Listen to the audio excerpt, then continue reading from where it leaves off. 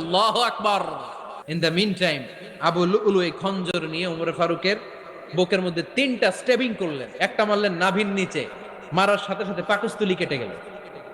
আরেকটা মারলেন পাজরে, পাজর ছিঁড়ে গেল। 3টা মারার পরে ওমর ফারুক বললেন, কাতালানি আল কালব, এক কুকুর আমাকে মেরে ফেলেছে। পেছন থেকে এক সাহাবীকে টান মেরে সামনের দিকে নিয়ে গেলেন, তুমি নামাজের ইমামতি করাও।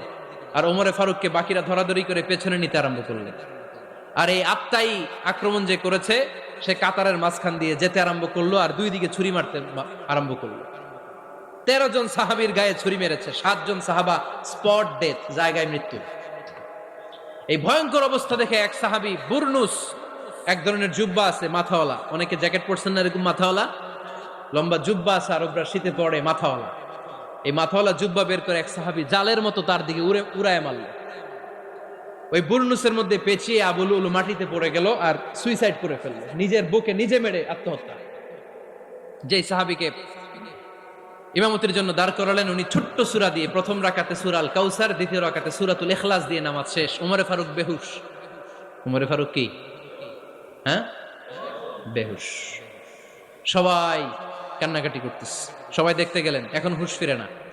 মুখের মধ্যে মুখ খুলে রাষ্ট্রের চিকিৎসক মুখের মধ্যে দুধ দিলেন, ওই নাভি দিয়ে দুধ বের হয়ে যায়, পাকস্থলী কেটে ওখান দিয়ে দুধ বের হয়ে যাচ্ছে। তারা বললো ওনারে বাঁচানো সম্ভব না, দেখেন হুঁশ ফিরে কিনা। হুঁশ ফিরলে ওনার পরে কে আমির হবে, উনি যেন প্যানেল ঠিক করে দিয়ে যায়। সবাই তাকিয়েছে ওমরে ফারুকের চোখের দিকে। আল্লাহর মেহেরবানিতে ঘন্টা খানিক পরে উনি চোখ খুললেন। চোখ খোলার পরেই বলেন নাই, ও মা আমি মরে যাই। চোখ খোলার পরে উনি বলেন নাই, কে মারলো আমারে। চোখ খোলার পরে উনি বলেন নাই, আমার পরে নেতা কে হবে। চোখ খোলার পরে সর্বপ্রথম কথাটি ছিল, আসল্লান নাস, আমার নেতৃত্বে যে ফজরের নামাজটা শুরু হয়েছিল এটাকে ঠিকমতো তোরা পড়েছিলি? আমার নেতৃত্বে যে ফজরের জামাত শুরু হয়েছিল সেটা ঠিকঠাক মতো সমাপ্ত হয়েছিল কিনা আগে বল। আসল্লান নাস, নামাজটা হয়েছে কিনা বল। সুবহানাল্লাহ বলতে পারলেন না? This is Omar, hour super hero. নেতা অনেকগুলো লাগে না, এরকম নেতা একটাই যথেষ্ট যে গোটা বিশ্বকে কাঁপায় দিতে পারে। চিল্লায় বলো ঠিক কিনা। বিশ্বনবী মক্কায় বসে বসে তাহাজ্জুদের সালাত পড়ে আল্লাহর কাছে দোয়া করলেন, আল্লাহ আল্লাহুম্মা আইজ্জাল ইসলাম বিআহাব্বির রাজুলাইনি ইলাইক। ও আল্লাহ, দুইজন লোকের নাম বলবো, দুইজনের দরকার নেই, এই দুইজনের একজনকে আপনি ইসলামের সুশীতল ছায়া তোলে এনে ইসলামকে বিজয় দান করে দেন। মুহূর্তের মধ্যে দোয়াটা কবুল করে নিয়েছে কে? বিশ্বনবী বললেন, আল্লাহ দুইজনের নাম বলবো আজকের দোয়ায়। আবি জাহাল ইবনে হিশাম, হয়তো হিশামের বেটা আবু জাহেলকে আপনি ইসলামের ভিতরে নিয়ে আসেন, কিংবা ওমর ইবনুল খাত্তাব, খাত্তাবের বেটা ওমরকে আপনি ইসলামের ছায়া তলে নিয়ে আসেন। ওমরে ফারুকের জন্য দোয়াটা কবুল করে নিয়েছে কে? মক্কার যে অবস্থা, আল্লাহর হাবিব সাল্লাল্লাহু আলাইহি ওয়াসাল্লাম বুঝলেন মক্কার এই দুইজনের একজন যদি আমার সাথে না থাকে তাহলে মক্কায় দাওয়াতি কাজ চালিয়ে যাওয়া যাবে। আল্লাহরে বললেন, আল্লাহ বেশি চাই না, এই দুইজনের একজন, হয় আবু জাহেল নয় ওমর, হয় আবু জাহেল নয় ওমর। বিশ্বনবী যখন দোয়া করলেন, এই দোয়ার একটা ইমানি ধাক্কা, নুরানি ধাক্কা সাইয়েদনা ওমরে ফারুকের হৃদয়কে স্পর্শ করে ফেলে। দোয়া ইজ লাইক এ মিসাইল। এই যে আমরা দোয়া করি, এটা মিসাইলের মতো। যুদ্ধে মিসাইল হামলা করে না?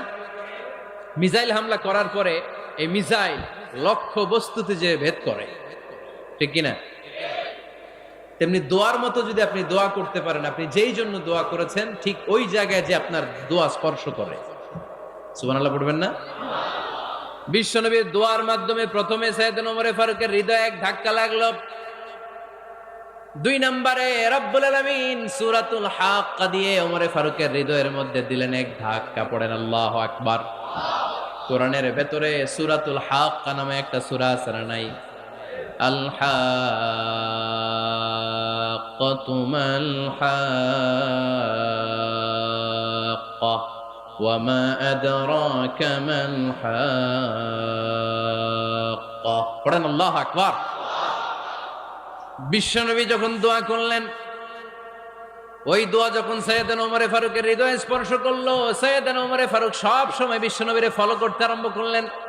বিশ্বনবী ডানে গেলে লুকিয়ে লুকিয়ে ওমর ফারুক ডানে যায়, বিশ্বনবী বায়ে গেলে লুকিয়ে লুকিয়ে ওমরে ফারুক বায়ে যায়। বিশ্বনবী একবার মসজিদুল হারামে যে নামাজ পড়তে শুরু করলেন, বয়ানটা কার কার কেমন লাগছে একটু কমেন্টে বলে যাবা, আর চ্যানেলটা একটু সাবস্ক্রাইব করবা। বিশ্বনবী কিভাবে নামাজ পড়ে দেখতে শুরু করলেন।